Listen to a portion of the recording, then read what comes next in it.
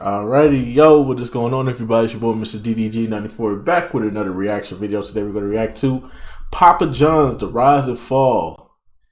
We ain't going to say the rise again. We just going to say the rise and fucking fall. Papa John's, we ain't forgot. We ain't forgot. You can put Shaq in all the commercials you want.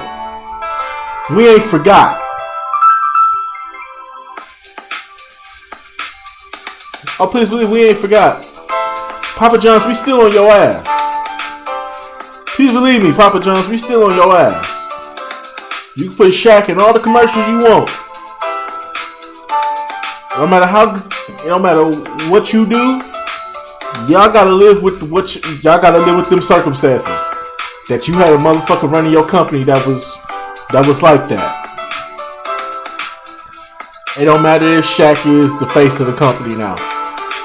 Y'all, we still on your ass. Shout out to Shaq though. Shout out to Shaq. But anyway, so let's get into this video. Yeah.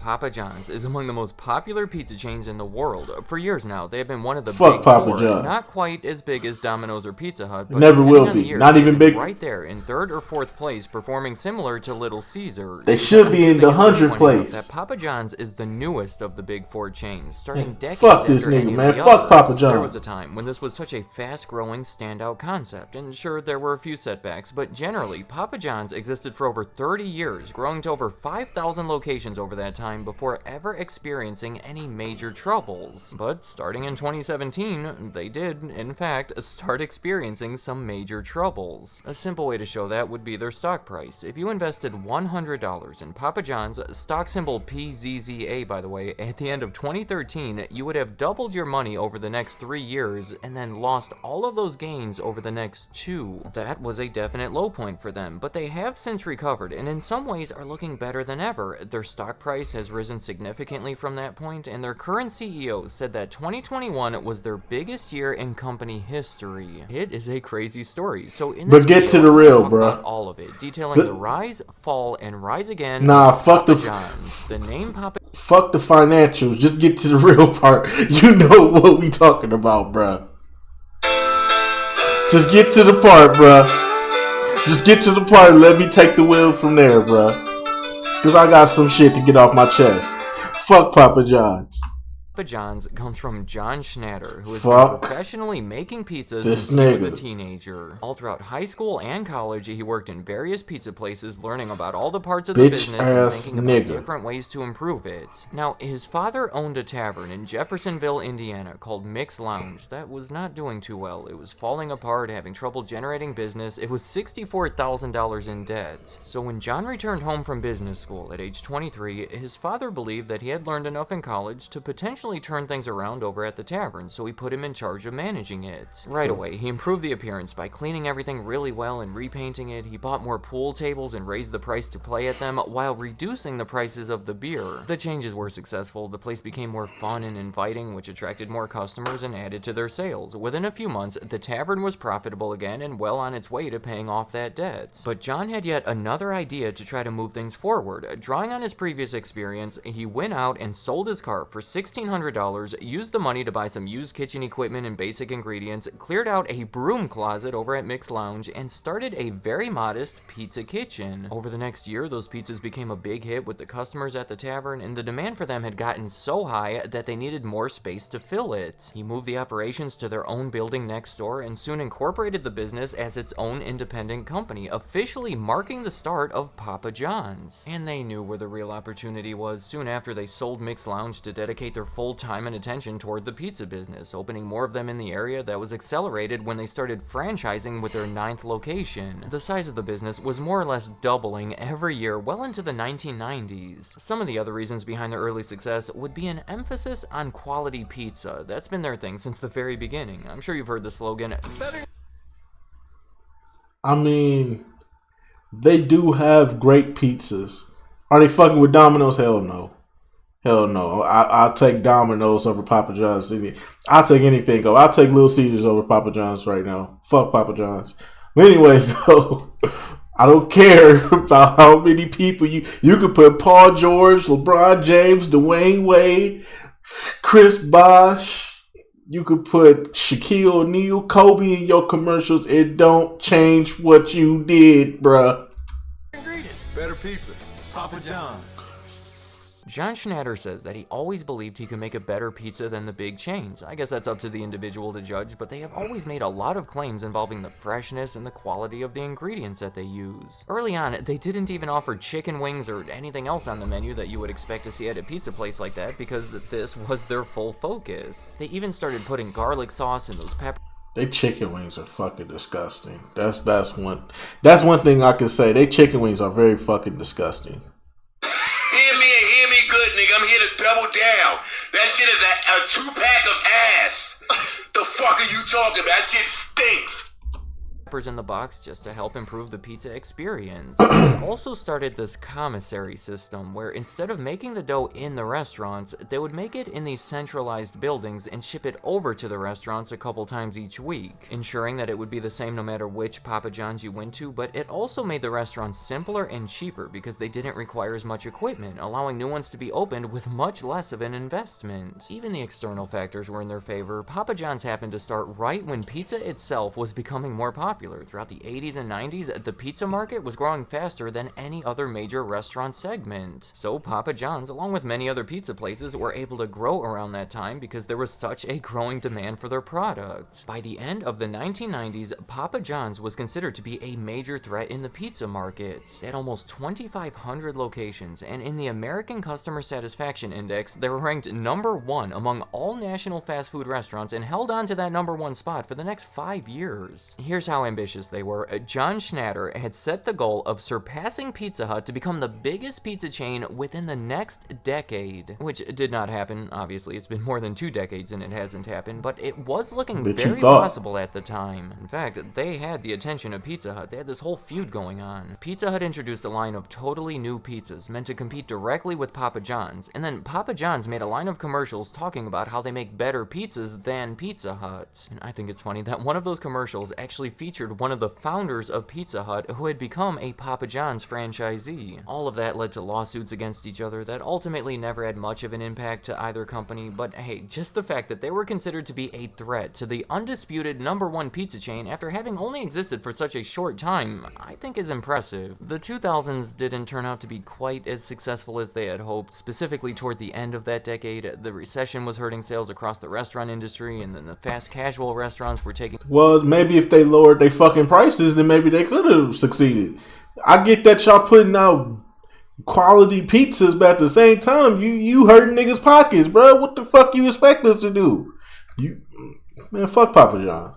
Sales away from the pizza industry. Meanwhile, the ingredient costs were rising, specifically the cheese, and Papa John's was having trouble. I don't want to focus too much on this fall because it's far less dramatic than the next one, but their main solution was to bring back John Schnatter as CEO, who had resigned back in 2004. One of his biggest moves was to make a deal that made Papa John's the official pizza sponsor of the NFL. With all of that additional advertising, along with the economy improving, among other factors, Papa John's started growing much faster in the 2010s, a fantastic period for them up until 2017. The following year, they reported falling revenue for the first time in that decade, despite continuing to open new stores, and at the same time, their net income dropped to its lowest point in decades directly after having reached its highest point ever. And the source of almost all of these troubles would be statements made by John Schnatter himself. Now, there has been some debate about all of this, and it does involve politics, so let me just try to give you the facts. I'm sure that most of us have heard about NFL players kneeling during the national anthem to protest racism and police brutality in America. Well, in an earnings call in late 2017, he basically criticized the way that the NFL had been handling the protest and said that the Papa John's company was being hurt by it. They were the official pizza sponsor of the NFL after all. Effective in early 2018, the backlash over those statements caused him to step down from his CEO position, and then the NFL ended their contract. You would hope that would be the end of it, but then a few months later, in July of 2018, it was made public that he used a racial slur along with other potentially insensitive racial remarks, ironically during a diversity training conference call while he was trying to explain why his first remarks weren't all that bad. Clearly another incident that caused major public backlash, this time enough for him to resign from his role as chairman. I should say, it has been argued that the way his comments have been reported by certain media outlets has exaggerated the backlash, so I do encourage you to look up exactly what he said before you form your full judgments. Then, about a year after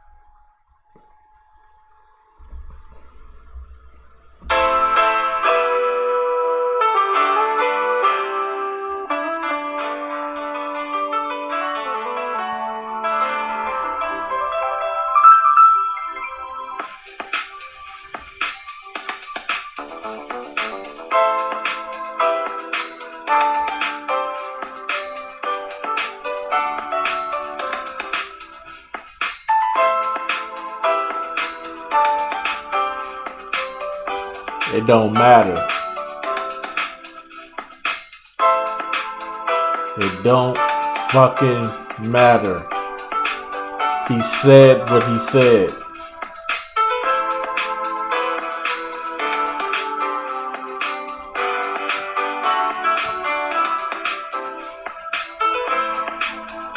Shout out to the NFL for cutting ties.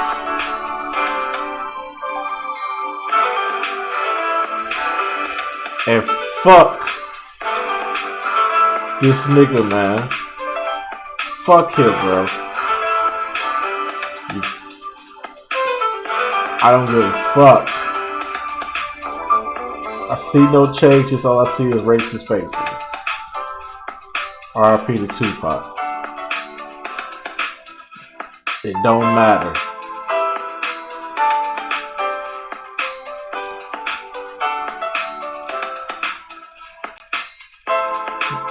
You said what you said, bro. It's fuck you. It's fuck Papa John's forever. That's why we only ride with Little Caesars and Domino's. Pizza Hut, you give niggas acid reflux. So we and y'all too expensive now, so we can't fuck with you no more either. But Papa John's, eat a dick.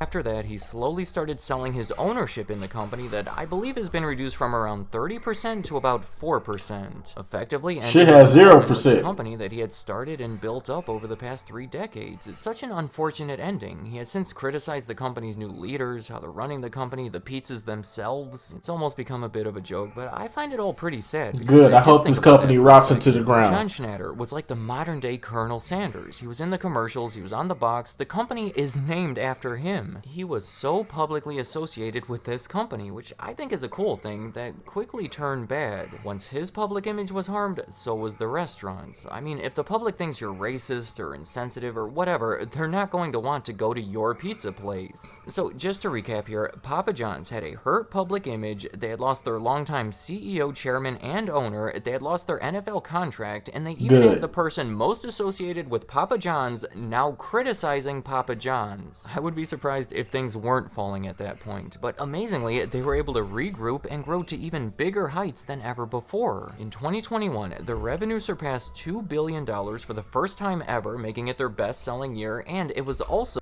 I know niggas ain't out here buying Papa John's.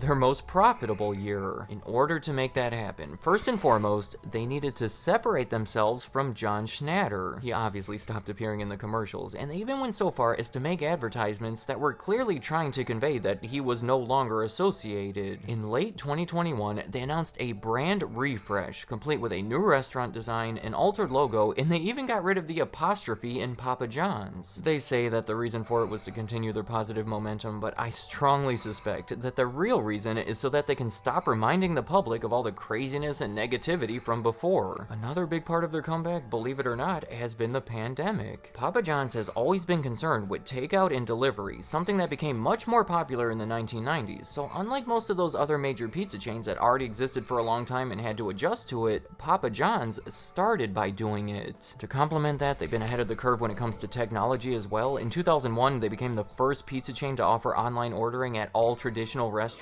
So in 2020, when everyone was looking to order something online and have it delivered, that was their time to shine. 75% of all orders were digital that year, and that helped them build their Papa's Reward members, causing repeat visits from customers. Another part of the comeback has been new menu items, who they say have formed the foundation of their growing sales. Specifically, the epic stuffed crust pizza was officially launched in 2021 as one of their most successful launches to date. They have also indicated that the New York style pizza has been successful, along with the Papadias, not to mention the Shakaroni, named after Shaquille O'Neal, who joined the board of directors in 2019 and became somewhat of a spokesperson for the brand. The final reason on my list would be the fact that they literally brought in what I would consider comeback experts. Here's what I mean by that. In August of 2019, they hired a new CEO named Rob Lynch, mainly because of his previous experience as president of Arby's.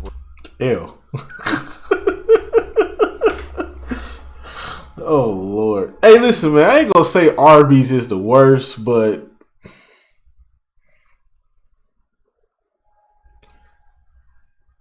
Arby's just don't hit like you think it would. Like, niggas actually out here fiending for roast beef sandwiches. Like, fuck out of here. Who the fuck is out here?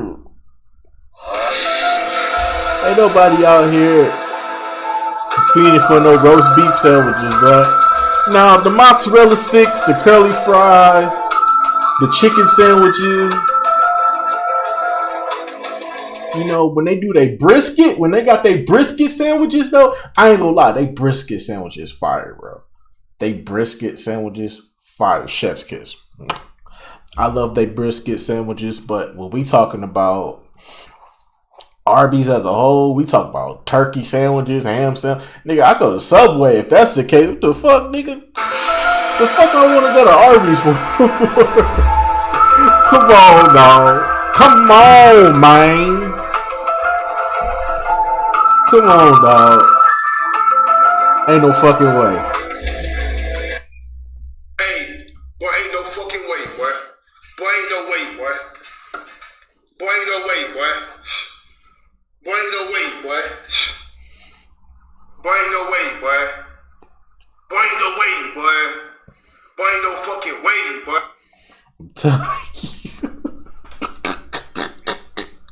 Oh my God. Get the fuck out of here. Where he played a big part in turning their business around. Also in that year, Starboard Value LP made this deal where they invested $200 million in Papa John's, and their CEO took over as chairman of the board. Starboard also had experience with helping struggling restaurants because they did something kind of similar with Olive Garden back in 2014 and saw positive results from it. What I'm trying to say is that they brought in people with experience at making comebacks, and then they went on to make a comeback. Let me know in the comments, what do you think of Papa John's?